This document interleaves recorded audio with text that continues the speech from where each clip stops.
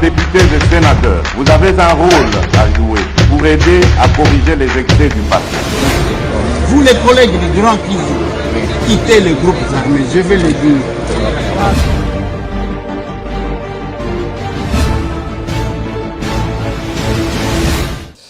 Allez, bienvenue mesdames et messieurs, bonjour, bonsoir, ça dépend de l'heure à laquelle Brozali Bakwa Kolandamana Kanabiso.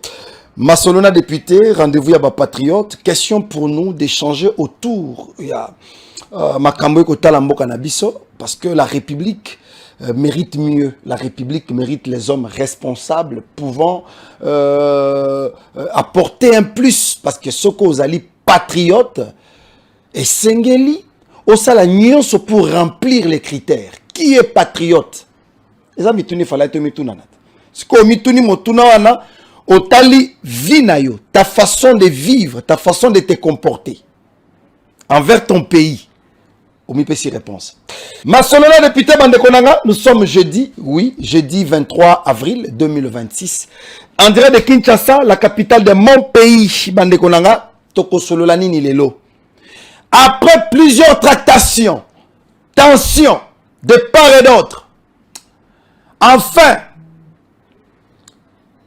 le bureau de l'Assemblée nationale annonce le maintien ou l'alignement dans les plénières prochaines. Il y a motion de défiance contre Jacquemaine Chabani. Est-ce le peuple qui a gagné ou c'est la politique? Toko Sololango A. Massolona député Bandekonanga. Massolona député, c'est la guerre. Bitoumana Ottawa. Paul Kagame prise au mot. Paul Kagame Asuki. Banani Basuki siye. Toko Sololango tout à l'heure. Na Ottawa, lelo. Massolona député Bandekonanga. Toko beta lisolo ya bawewa na Kinshasa. Bazui vito bazuite. Après Fachi le bâtisseur. Fachi bâti. Tosili ces émissions. Na kozabino ngebele lelote. Tokosili ces émissions na Fachi bâti. Je voulais commencer cette émission Bandekonanga en alertant les politiciens congolais, pour la plupart, va comprendre déjà qu'il y a remaniement. Qu'est-ce qu'on fait? Bamongo comme au Tambola. Il y a des députés, selon ma information, comme les Bisso. Bango ba comme le rôle ba promoteur, il y a ba poste. Donc aza déjà nan kodia, ya simban kodia, ya kopesaka batu ba poste. Yeko makota kana mutu ya Fachi na pouvoir discrétionnaire à mokonzi mboka, aza na monopole, ya kozwaka mbongo a baninga. Nicolas Wemakoy, pesanga déjà 5 millions na yo, je te donne les postes. Papa, yo pesanga c'est moi, après Fachi c'est moi, après Fachi c'est moi. Makamwane c'est ici là. Mais ce qui m'étonne, c'est qu'il y a d'autres politiciens qui n'ont pas encore compris qu'il y a l'escroquerie dans la scène politique. Misusu, au-delà de Mbongo, intimidation, trafic d'influence et zangatina. Ce que Mekina Kolongolisayo. Parce que moi je suis de la famille présidentielle. Parce que moi je suis de l'Union sacrée. Le Kouta Mounene, Tshisekedi ne fait pas partie de cette classe de vampires politiques. Il s'est battu pour défendre la République. Abandi Bitumbo le lota. Na découvrir comment vidéo Yandeko Eliezer à l'époque bazo ça la marche. Tango la bilongi oh babano ça la marche. Bino bozala kata. Serona bozala na Kabila. Lelo bokomi ba tout puissant o pesanga mbongo na défendre yo na plaider pour que comme on ekota na ba ministrable. Oza le kuta hein. Oh le kuta. Mbongo zo tambola tous ces jours ici bande konanga. Papa tchelanga na ma vidéo. Walande ko les journalistes Félix Antoine Tshisekedi Tshilombo président IDPS mokolo wana il fallait qu'il basa la marche et na katia marche wana erataka parce que Kabila ne voulait pas que bana mboka bata papa tchelanga na vidéo to rafraîchir bato mémoire. Certainement on nous a interpellé plusieurs fois bakangi pe ba combattants mais Dieu merci nous sommes là le 19 oyo ezalaki marche ya kafuka ezalaki programmé na sima ya kosala tour toza awa na permanence ya UDPS toko solola na mwana mboka Félix Tshisekedi mbote mwana mboka Félix Tshisekedi mbote ndeko Eliezer na kati ya permanence mukolo lelo c'était prévu marche est-ce que bon marché, tout bon marché? Non, ton marché était malheureusement. Ton marché était journée à l'élo et bandaï Namboula. Or, au yebi que toi, on a une équipe, nabiso, auto benga ya mobilisation, ultime mobilisation, on a donc, saga musala ya ko sensibiliser, transport privé surtout, bimate, zalana marche et tout ça. Bon, avec la pluie, kogi ko se déployer. Ensuite, déploiement, il y a les policiers salemi, empêcher, jonction, il y a militants, combattants, et salem. Alors, biso c'est autant que bimi pe, poto que na échangeur. Malheureusement, c'est autant que sur là, combattants, batamaki, batamaki. C'est biso moyen n'itoye, batamaki, c'était, donc, moi, manque à coordination. Mais biso, ils ont découragé bisoté. Tu as vu que le peuple n'a biso a acquis au changement. Même les policiers, on a eu l'occasion de bango, de sentir que balingi changement. Je crois que il n'y a pas de problème. Nabitumba, balembagate. On peut perdre une bataille, mais il ne faut pas perdre la guerre. Voilà, tout à l'heure, Namoni Tokei ko assister à la libération à quelques combattants. Balobio muto sengati que va libérer les combattants pour que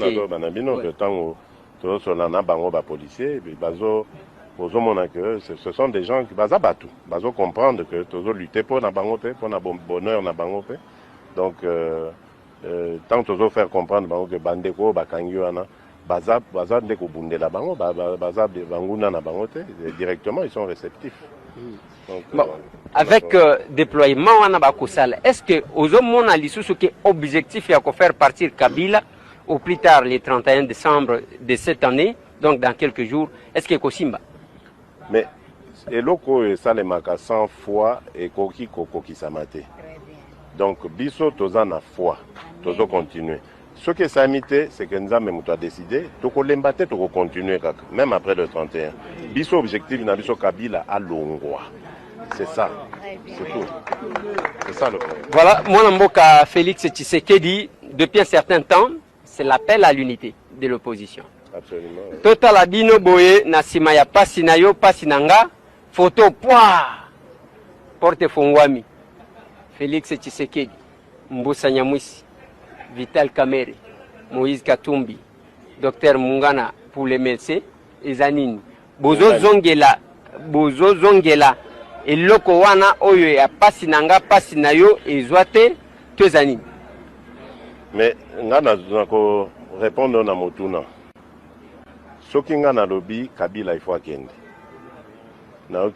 Voilà. Et sérieux, il y a beaucoup qui font le bruit ici. Beaucoup qui font le bruit ici, qui avaient comploté pour que Tshisekedi ne marche pas. Ah, sérieux, quand Tshisekedi accompagner et féliciter la police et susciter l'espoir, bah non, pesa malobe susciter espoir. Namite ma la police nabiso. Le lebele baza misusu ba lisusu vivante, misusu baza promu na ba poste na bango, na ba fonction na bango. Bande konanga. La République ici nous appartient tous. République eza bisonyonso. Eza bisonyonso. Que personne vous trompe. Ah, on est tous solo la nabine. To bandaki ko mitungisa. On se disait que ba politicien ba sali likopa. Bah, politicien union sacrée. Basali Nikopa contre le peuple. Alors que le peuple s'est posé des questions.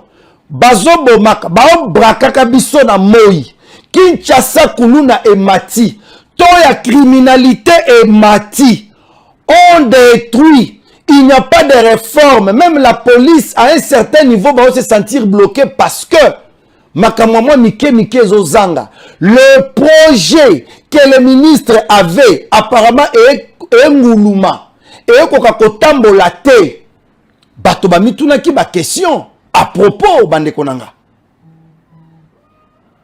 On s'est rendu compte que un député a interpellé le ministre, mais comme Bitumba, il y a des politiciens.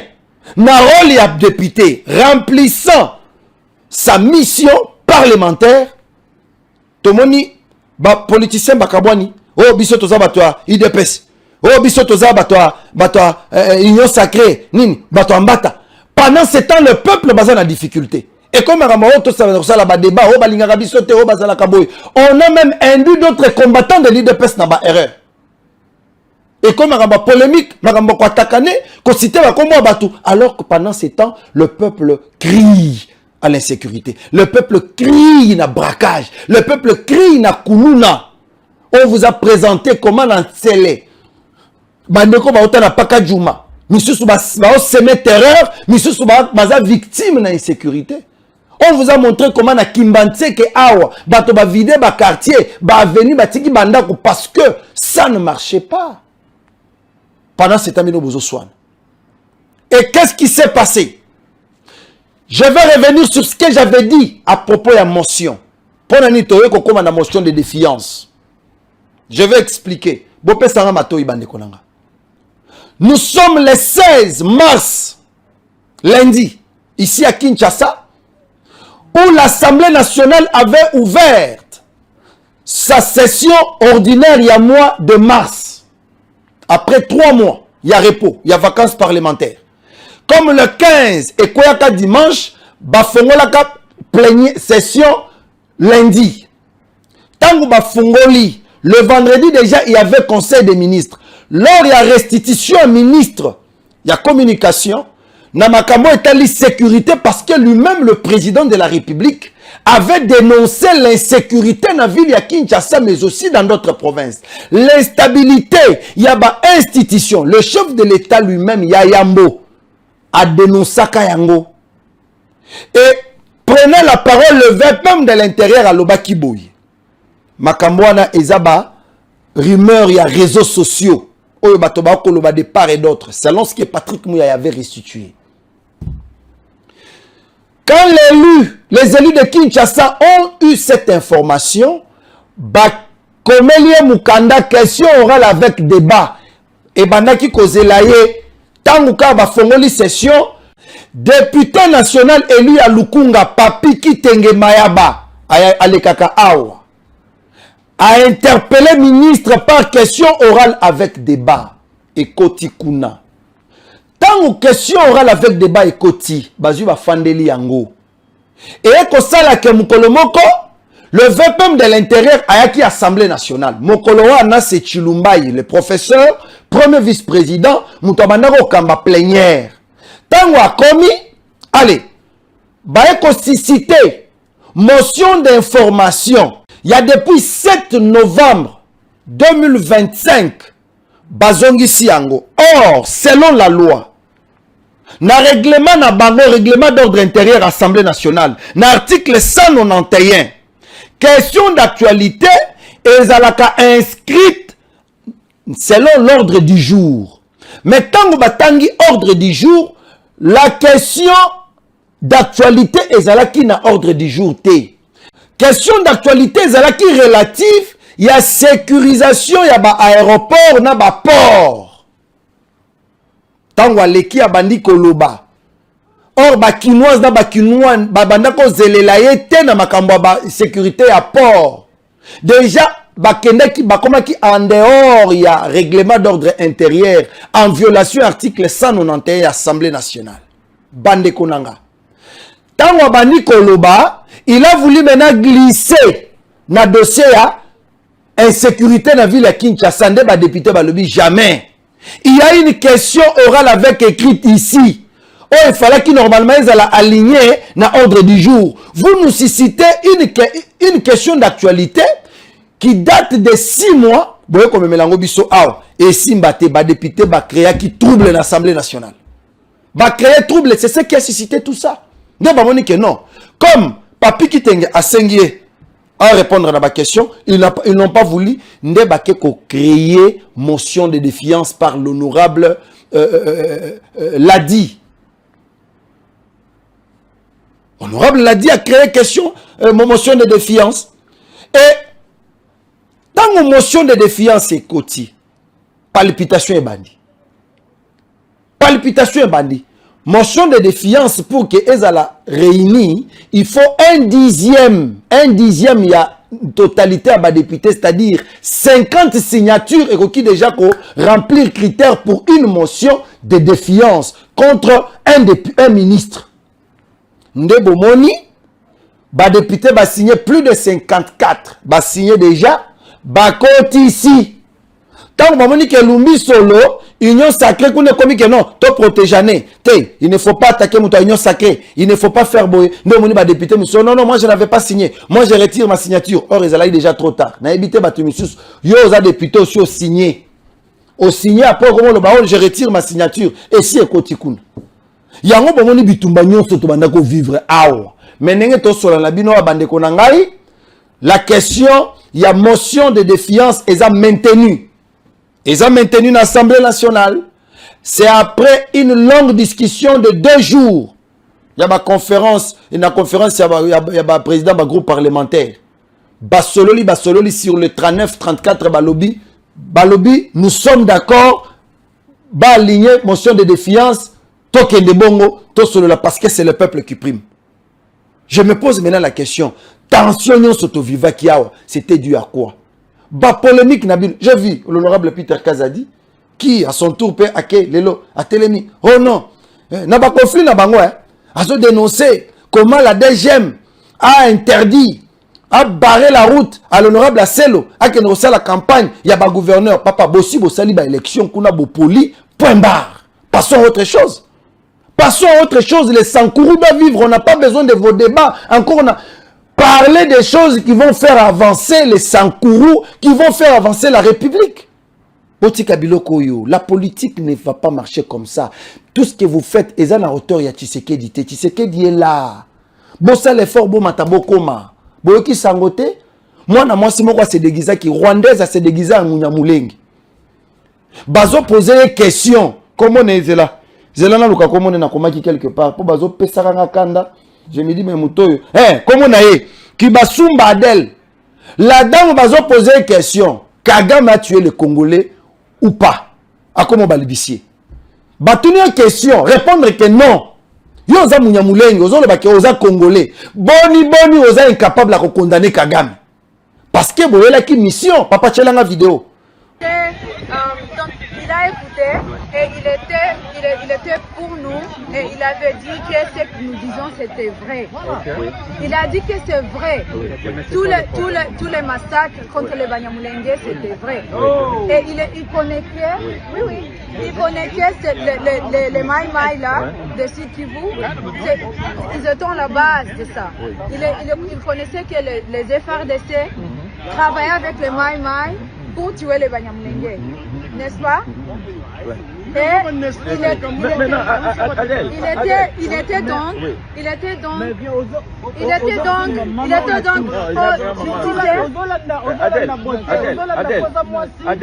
c'est comme ça qu'ils ont pris les généraux de Mobutu dans leur le président Tshisekedi. Non, on ne fait pas de ça. Merci. C'est comme ça qu'ils ont pris les généraux de Mobutu dans leur Moi, je suis un témoin oculaire. Est-ce que Kagame a tué? Mais réponds-moi. Kagame a tué? Il a tué au Congo? Il n'a pas tué. Kagame n'a pas massacré. L'armée rwandaise, toi tu es congolais, n'est-ce pas? Oui.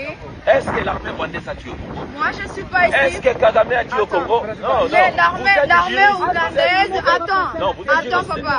L'armée ougandaise a tué, l'armée burundi tue aussi. Mais pourquoi tu prends part de Kagame? Mais pourquoi tu n'es pas... Abani Kotanga déjà, Ouganda. Oh, Ouganda aussi. Non, nous parlons ici du Rwanda. Nous parlons du Rwanda. Et quand je suis descendu dans ma commentaire, d'ailleurs au Rwanda, Rwanda bien Kibino déjà. Cher Rwandais, rentrez chez vous. Je ne sais pas ce que vous venez chercher ici. Rentrez chez vous au Rwanda. Ici chez nous, nous mangeons les chiens. Ici chez nous, Bangissa Rwandais, opération Bangissa Rwandais, c'est que nous Congolais, nous sommes des vampires. N'osez même pas devenir, n'osez pas devenir chez nous, nous allons vous bouffer. Chez nous, il fait trop, il y a des mouches, il y a des moustiques, il y a ceci, il y a cela. Rentrez chez vous. Ne venez pas ici chez nous pour nous embrouiller. Cette histoire de Rwandais, moi, apparemment, ça commence à me faire la tête. Ça commence à me faire la tête. Et pendant ce temps, ma position, dans la zone où ils allaient occuper, Motozopena. Boyoka Kalisou Corneille Nanga. Boyoka Kalisou Nanga. Quand Tshisekedi a commencé à s'attaquer à Kagame, il ne maîtrise rien. Bas sanction tango zoya, on frappe Kagame, on n'a pas les États-Unis n'ont rien à foutre avec votre nanga. Ils s'attaquent à Kagame, ils frappent Kagame. Et nous, Congolais, nous devons attaquer Kagame, frapper Kagame. Comme ça, les Kanambe, tous ces aventuriers-là, Baza na bango fragilisé. Baza fragilisé, Bande Konanga. Donc, tous à la calme, tous se concentrer pour faire avancer notre pays. Nous avons besoin des hommes forts, les hommes capables d'affronter la bataille pour défendre leur pays. Nous connaissons d'autres. Nalanda film Moko, Bahobenga Bango, Batona ba donneur d'espoir. Nenge Nazaboye, Nalati ba bombe pour défendre la République. Nake na fani na ba Rwandais belé tobeta masolo tozolia. Pas nabi que dans quelques minutes na okufa. Mais pour na okufa l'école, to panzani na ba Kagame nyonso tout okufi. Nous devons aussi arriver na ba niveau. Tout comme appelle à ba niveau wana. Tout comme appelle à ba niveau wana. Oza député au sala kanini. Oza ministre au sala kanini pona mboka. Quand nous allons féliciter de quoi les pour les chaînes na yango moni na comment ko éviter. Na comment ko éviter na comment c'est là batu misuba le belande ko les parce que nga songi na lobe comme juge parti. C'est parmi les rares des ministres au bazana bilan. Bazana bilan. Oh bato bako le bakeme, il faut batika ya sala musala. Il était député, il a rempli ba initiative, ba démarche parlementaire. Il n'est pas le seul. Tozana Nicolas Wemakoy, tous ces jours, tout à l'heure, je vais les recevoir. Qu'est-ce qu'il a fait? Bawo walelo ba ne sengo. Toko benga bino vendredi ko ina na assemblée provinciale là na Kinshasa. Na betaka masolo mama mama Lorraine. Azalaki ministre, il y a économie, il y a transport, il y a commerce extérieur, il y a tourisme, il y a Okatang. Tant que Kazemba epé na bato na bango na ba, allez, basali ba sandrumage, balongo lié, il est resté député provincial. Et lui à Likasi. Talanenga qui ko répondre na devoir parlementaire na siège, na fief na Likasi. Quand elle est arrivée, je me dis mais Likasi n'a pas qu'elle Lorraine. Papa, pesa ngana une image à maman oui.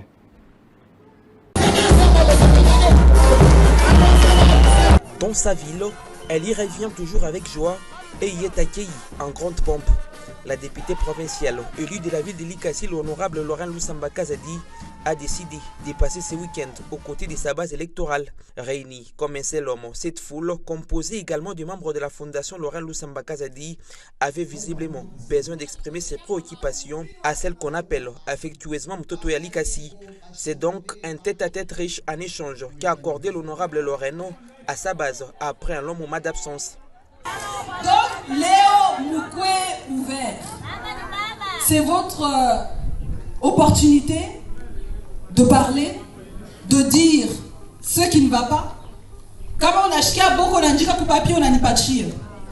Mie mitabacha. Qui que ce soit. Hii ni nchi yenu. Amen. Unashikia. Amen. Hii ni pouvoir ya Fachi Beton. Il lutte pour le bien-être social de la population. Elle est venue à l'écoute de sa base et c'est bel et bien la principale mission de cette rencontre organisée dans un cadre acquis à sa cause. Chacun voulait être le premier à s'exprimer pour les biens de la communauté. Tilo à main et très attentive, l'honorable Laurent Lusamba a prêté une oreille attentive aux siens. Donc, Molikasi akuna ata handicapé ata moye ko mécanisé. Tout qu'on a jolise. C'est que ba Lubumbashi, ba Sakanya, ba Uku, Jobiko ba expert kushinda shiba Likasi. Kama na kaji, inakuwa ni mateso. Watoto njoko wanaanza kuwa na bafoka bomu barabara. Donc tunashinda. Insécurité Molikasi inapita. Premier point mukomini ya Kikola. Tukunafika à partir de 17h. 12h, pakutoka kwa masomo, nos élèves peuvent le banyanganya masakoshi, kupika, kufanya tout ce qu'ils veulent, par des incivils. C'est balabala yetu hata kama mama honorable anaenda kuangalia na yeye mwenyewe anaweza hata kuriske kuanguka. Balabala isha kuharibika sana inachimbuka. Biana viku naangaika, ba mama yako beko naanguka na mapetita mmoja mubalabala. Balabala ile ya kwenda kunani mori ya SNCC. Hata maiti tanguka tu. Les doléances ont été accueillies avec attention et l'honorable a promis d'en assurer les suivis à l'Assemblée. Toutefois, certains problèmes jugés mineurs ont trouvé des solutions immédiates sur place.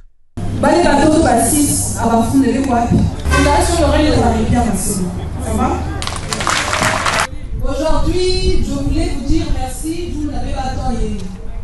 Vous n'êtes pas venu faire perdre votre temps, non? Votre honorable député, Laurent Lusamba Kazadi, a pris vos doléances. J'ai pris vos doléances et moi, dès qu'il y a des plénières, vite à planifier, à part chez moi, mon travail n'est pas terminé. Moi, vous n'avez pas boum. Ça, c'est un ami, il est dans la caméra pour vérifier où on est. Il est ma image, il est en plénière. Chacun doit faire son travail. Toujours aussi prête à poser des gestes de générosité, Laurent Lusamba Kazadi a remis à chaque personne présente un sac de farine, un geste salué par les bénéficiaires.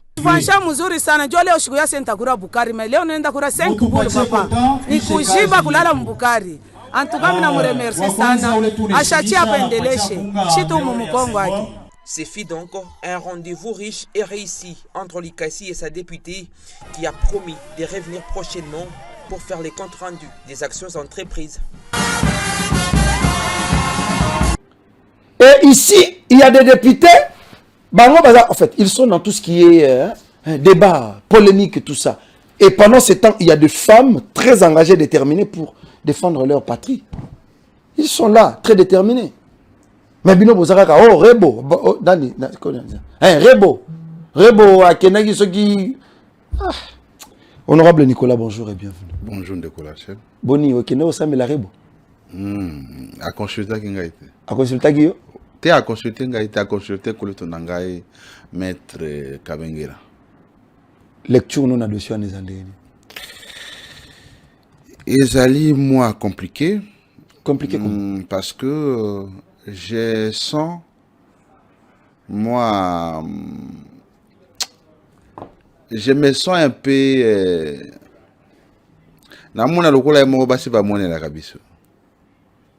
Comment ça? Vous savez, Tango Likambo, il y a docteur Balanganaï David. Balanganaï David de Bimaki. C'est pas que c'est une femme qui a été frappée. Ouais. C'est parce que c'est une femme qui a été humiliée. C'est parce que c'est une femme qui a été violentée. Mais un homme venait d'être déshabillé. Un homme venait d'être torturé par plus de 5 militaires. Mais il y a un silence radio. Avec des baïonnettes. Oui, il y a un silence radio. Je me pose la question. Est-ce que c'est la dignité humaine qui est défendue ou bien c'est le sexe que nous défendons? Oh, honorable. Oui, parce que... Vous êtes avocat, hein? Oui, je sais ce que je dis. Est-ce que vous en êtes d'accord que docteur David a été plus likambonaye bato bazaki na ngo penza na mutu ya mingi koleka ndeko oyo bauti ko beta lokola nyama nazolo ba rebote nazolo ba na ndeko ya mobali o ba dossier à rebo non impliquant le dossier de je ne peux pas oyebi que naza avocat je ne peux pas vous dire que rebo est impliqué parce que pour na loba que rebo aza impliqué il lui faut procès à la organiser baye babeta ki balo baye te rebonde atinda kibiso balakisi pe ba preuve au moins pour les docteurs to moni ba image été ezali ye mutabeta ki ye pe mutaloba ki ete ba filmer pona pe ba soda ngai moko na moni na ba vidéo soki ya solo na moni ndenge ba soda bazali ko beta ndeko na bango mobile là j'ai pu témoigner avoir vu ba soda bazali ko beta ndeko na bango mobile. Dire que Rebo, ce cas na kati ekoye bana, mais je fustule seulement moi injustice moko boya, makambo a docteur et que dans tous les niveaux, tous les politiciens, la majorité, si na ba institution minene ba lobela ki yango aujourd'hui il y a eu plénière personne pour ça na ngai ezala ki était maman Denise oza mama kaka ya bana basité ozape mama ya bana mibali. Mwana mwasi abetamaki osungiye o s'impliquer. Mwana mobali abetamiti. Est-ce que tokoye ba pona nini? Un jeune garçon peut être tabassé. Ata akoki koyiba, ata akoki kofinga, mais ce n'est pas à la victime de devenir la justice. Même na mboka na biso kobeta bati balongola yango lokola sanction et commis torture. Et donc il faut tout à moi équilibre moko boye pambate nazo mononde bati bazo mona mibali ya à côté les mawa les qui ceux qui n'a pas réseaux sociaux à koloba loba on dirait moto a raison. Non bah site. Te nazo loba na basi nyoso te. C'est ça que je nazo loba kaka nazo mona lokola ceux qui a les leli. Ceux qui ba betier. Ceux qui a le bika kengai ba beta kinga e pa ndeko Nicolas. Bato ba kolukate ba yo kana ndeko Nicolas. Mbala moko intervention. Mais ceux qui est à moi à Mobali, à l'Ekawa. Tout ça, c'est aussi vous les journalistes. Tout ça, ligne. Tant on va appeler ça Mibali, bazo beta Mibali. Bah, tu t'es ni combien bossali? Oh. Oui. Tu as dénoncé. Tu as dénoncé. Na mon en plein. Tu as dit qu'à faire et à taille à docteur Wana. Ils sont en plein dans les réseaux sociaux. Non, même les dossiers à Pasteur Marcelo. Ouais. Pas dossier à Pasteur Marcelo. Les gens, babanaki kozwa kaka oyo. Hein, parti à Maman Blanche, famille, lobby, mais droit à Marcelo, personne ne s'y impliqué. Je ne comprends pas. C'est comme ça, Nadako Sona, professeur Nangaya Mwasi. Peut-être parce que la femme a été longtemps marginalisée. Peut-être. Par les hommes, et que ceux qui Mwasi, Bani ko la revanche, Bakoyo Kobeta Mobali, là, normal, le poye Moutasala Kamabe. Ceux qui basalé m'avaient peut-être non mais là, c'est pas ce que dit la loi. C'est un être humain qui a été humilié. C'est que nous voudrions que la justice soit faite. Ou ya sali mabé et c'est qu'il a répondre naba acte na union. Les présumés assassins de Vali Amissi arrêtés, appréhendés comme les Français en Afrique du Sud. Par l'intelligence, il y a service à sécurité Nabiso en complicité avec l'Interpol et Afrique du Sud. Bakangin deko Mukena, Beni, Bamemiye na Kinshasa. Nino ko bisa bakinoise na bakinois. Bamilengele pona ko assister na procès ou bien déjà les faits sont connus et le monsieur doit être arrêté.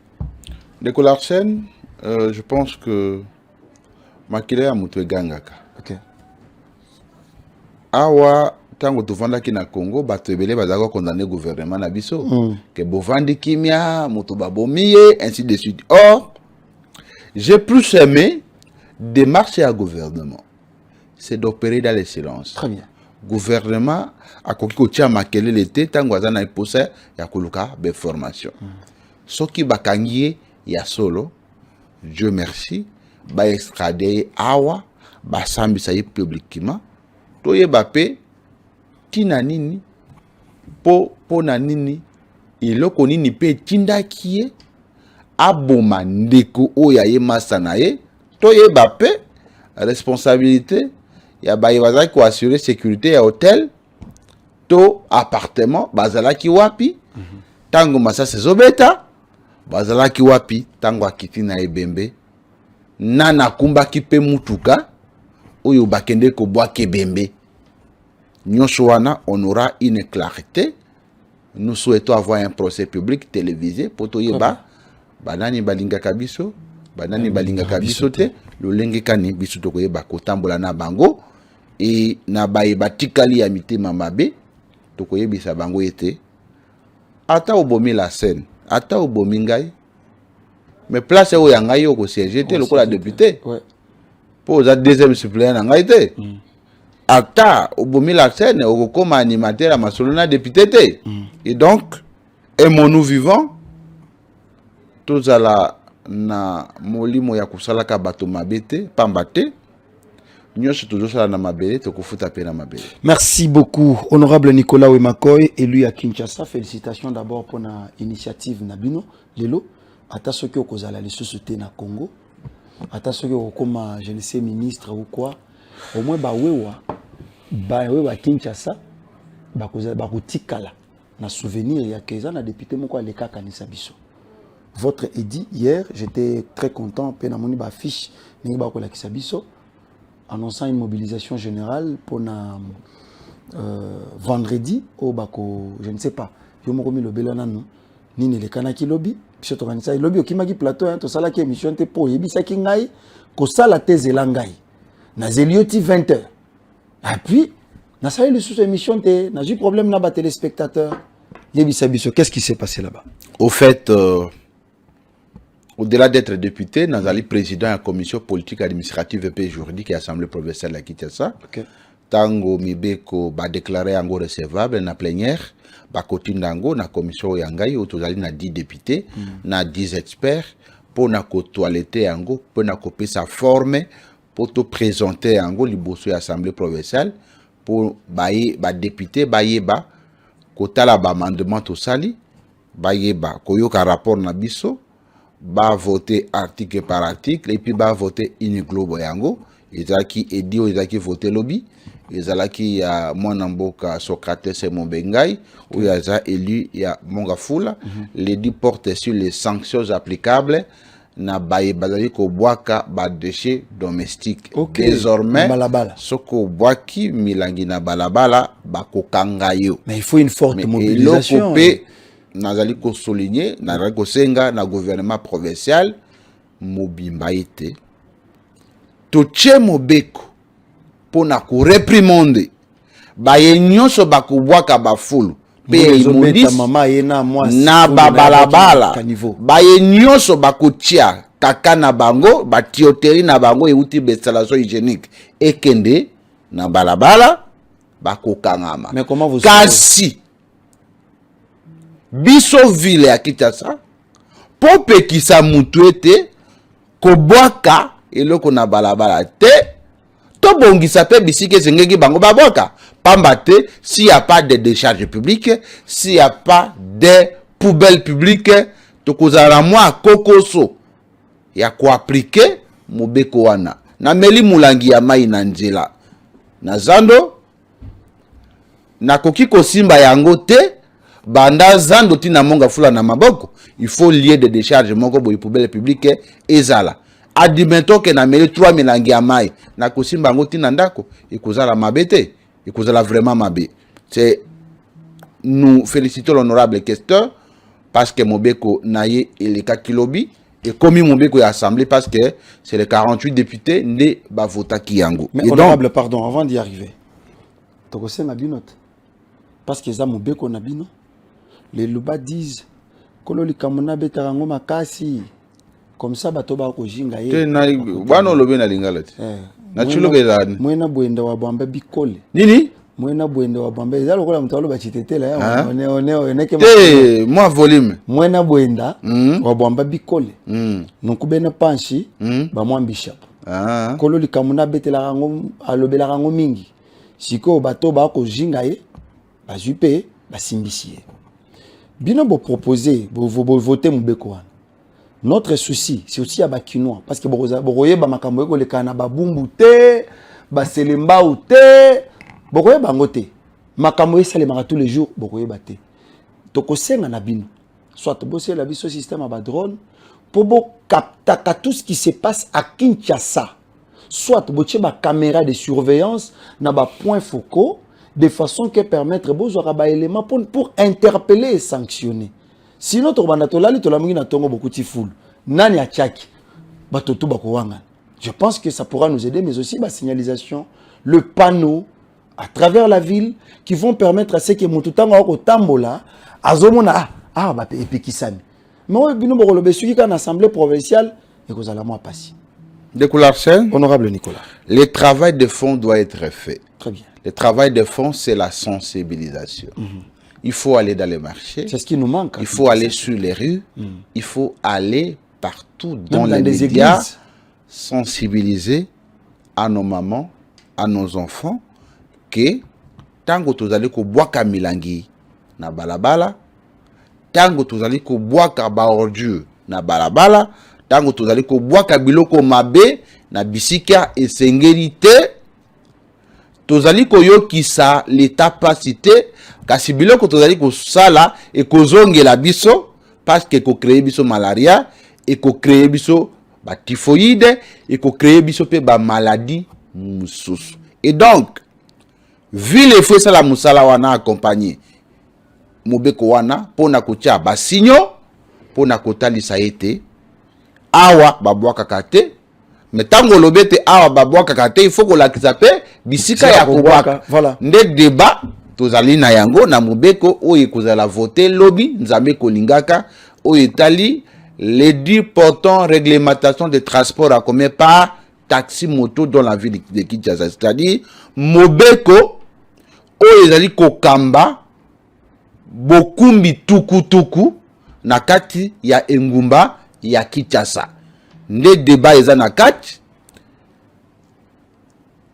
mbola matadi ya Kinshasa bazali kozwa o babengi taxe de stationnement tolobete moto il faut tambola et stationner nesika balakisi ete atelemaka kasi l'état pe face à la makasi aloba ete boko banda kotelema awa construisez des parkings pour des motocyclistes, construisez des endroits où ils peuvent se reposer. Soki mbule ezali kobeta ezali malamu mingi na kanisi ete na bakinois bazala na souci ya likambo wana na bakongomani nyonso bazala na souci ya likambo wana bayeba ete mobeko oyo etali kokumba tukutuku na kati ya ville ya Kinshasa ekozala examiner lobby défendu ekozala voter lobby ezali initiative oyo ya ngai nde na yebisaki o mobeko wana ezali kobatela bawewa contre tracasserie pamba te na mobeko wana bureau de kokanga lisusu wewa te. Ah bon? Vous assurez que baroyo na lobby bureau de ekokanga lisusu wewa te. Wewa oya komona ete bureau de kangie amema ye no ditora. Po mebeko epekisi.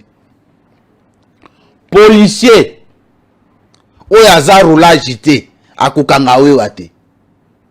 O génie o babenga bango nini oyo bazali na kote ya o bazala kamingi na kote ya poids lourd kuna o unité moko ya sika ba yaki ko créer wana bakokanga lisusu wewa te soda wa ujana soda pe akokanga wewa te sikone na okanga mutakanga wewa eza bobele roulage na baje ya transport mais bango nyos roulage ya biso ya Kinshasa bopesi bango lisuko pe bango nyos il faut bazala na uniforme okokanga wewa pona nini okokanga wewa conformément na mibeko no po nazali kosokola bawewa te ngamo na bango pe mibeko ezali kotala au-delà du fait que tozo protéger bango contre la tracasserie bango pe soki babuki mobeko ya nzela notamment oyo etali sens unique oyo etali bolati mabe oyo etali bofingi bato bakofuta amende to bamususu bakokota boloko po babuki mubeko ya nzela na yango toko imprimer bapano toko sensibiliser na baparking nyonso ya bawe bakotalisa bango mobeko eza lokola biblia na bango oui okangi ngai yote muto ko proposer amende mobeko nde koloba que soki na la nati ekotite amende na kofuta 10 000 francs ezate yote mutu po lingi ngai toche langa 200 000 francs mobeko nde sengeli eloba soki mutu asali boye combien ye akofuta. Et donc l'objectif c'est de professionnaliser musala wana ya kokumba tukutuku ezali musala ya soni te mobeko wana tochepe toyebisi wewa il faut a souscrit na assurance maladie. OK.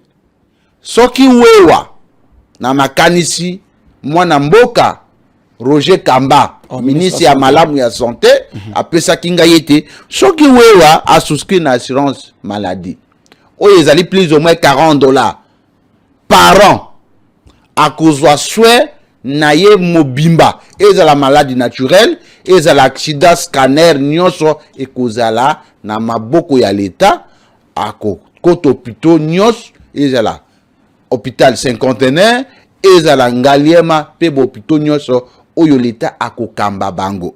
Et l'autre tozali ko rappeler gouvernement provincial était pour mobeko wana e kamba malamu ezala appliquer na ndenge ya malamu esengeli gouvernement provincial atongela bawewa ba parking ekozala malamu pe ba prix ya ba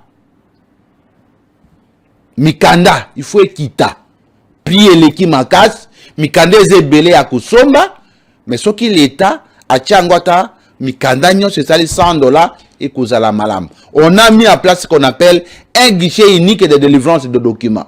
Pambate, au moins le document va délivrer na Gombe, ba ke na Bumbu, ba boyi yango. Document va délivrer na Ngaliema, ok na Kasavubu, ba boyi yango. Likambo pe ya kopekisa bato na Gombe, mobeko wana ebuki yango.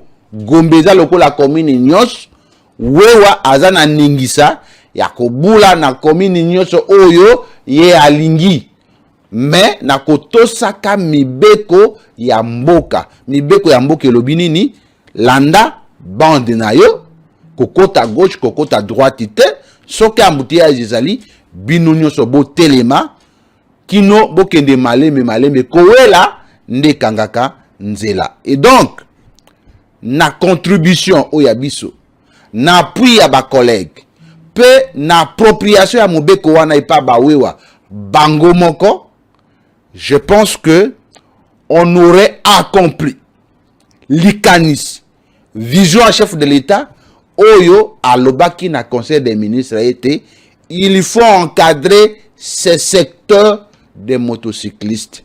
Chaque motard aura ce qu'on appelle la carte professionnelle. La carte professionnelle à Kozalana code QR. Dès que tu brandis la carte professionnelle, tu peux laisser tout tes documents à la maison.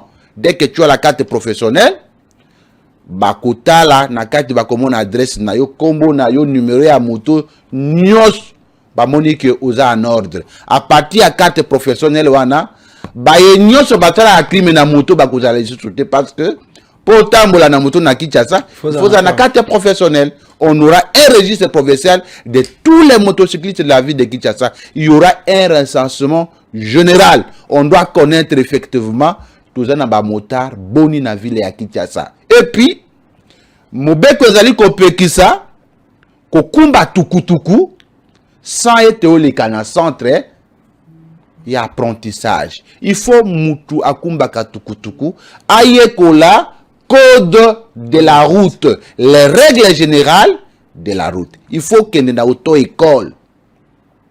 Makambote keo ndeko la scène, ngana utika nanga, tozana makila okumba, simba, oh, démarrer, grrr, ok, 2 jours, 3 jours, on continue à balabala, et koza la lissousouté. Même permis de conduire, bazali côté que la wewa.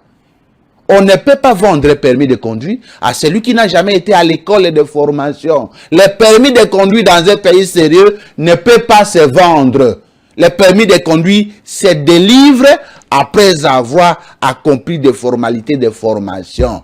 Mutua yekoli, babenyango, permis de conduire. Na lingala, bapesio ningisa ya kokumba. Mais bapesi ningisa nanani.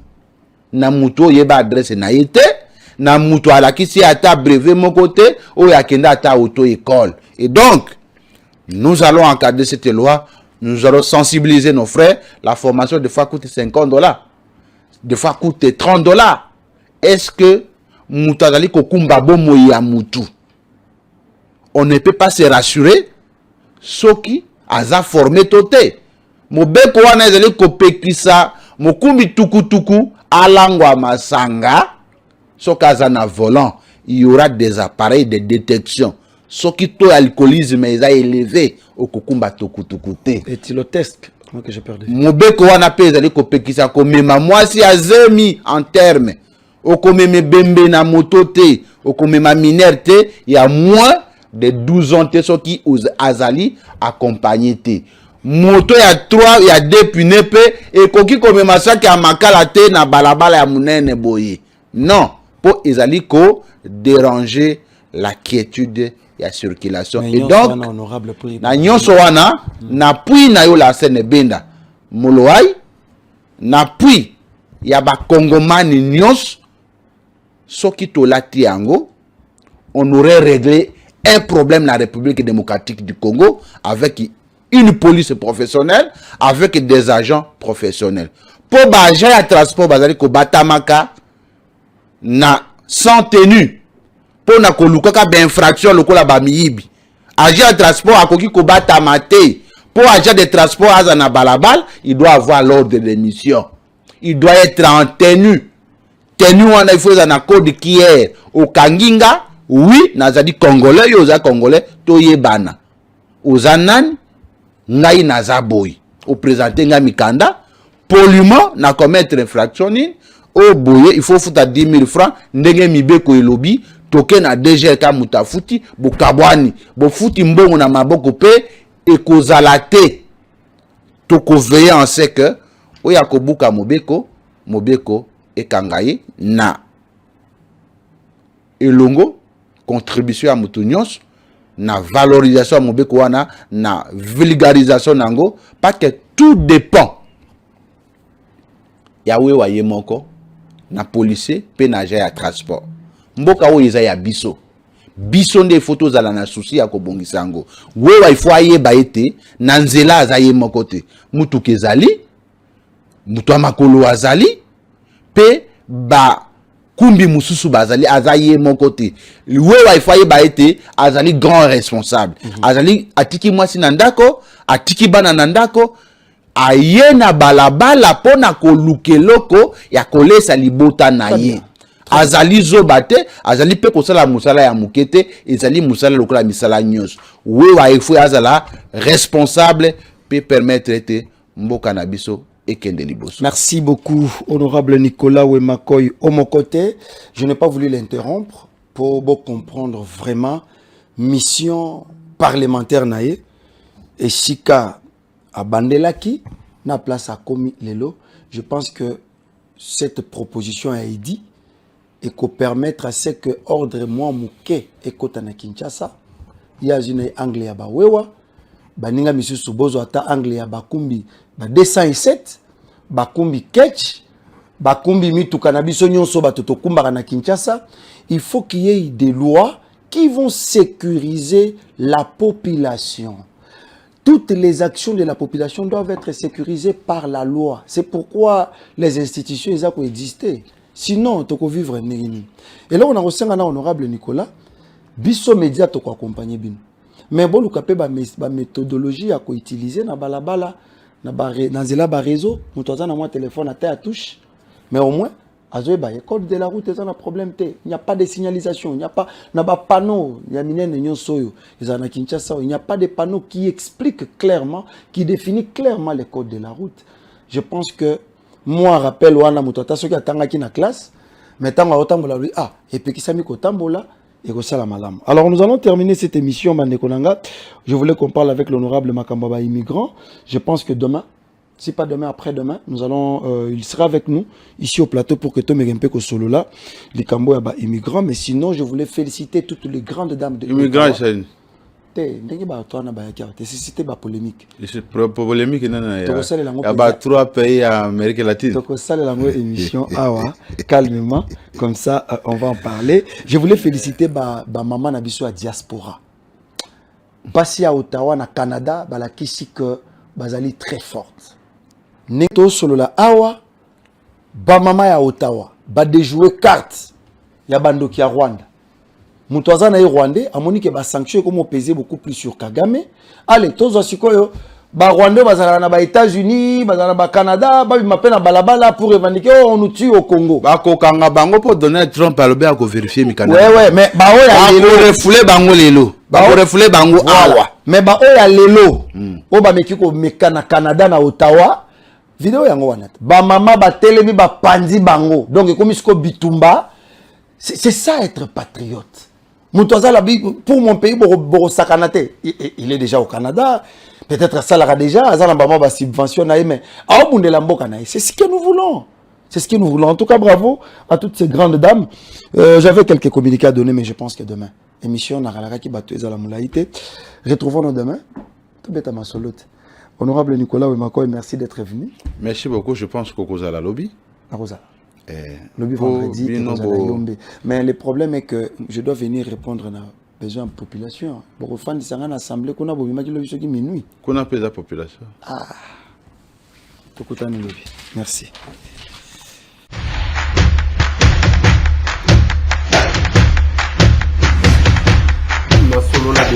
Honorables députés et sénateurs, vous avez un rôle à jouer pour aider à corriger les excès du passé.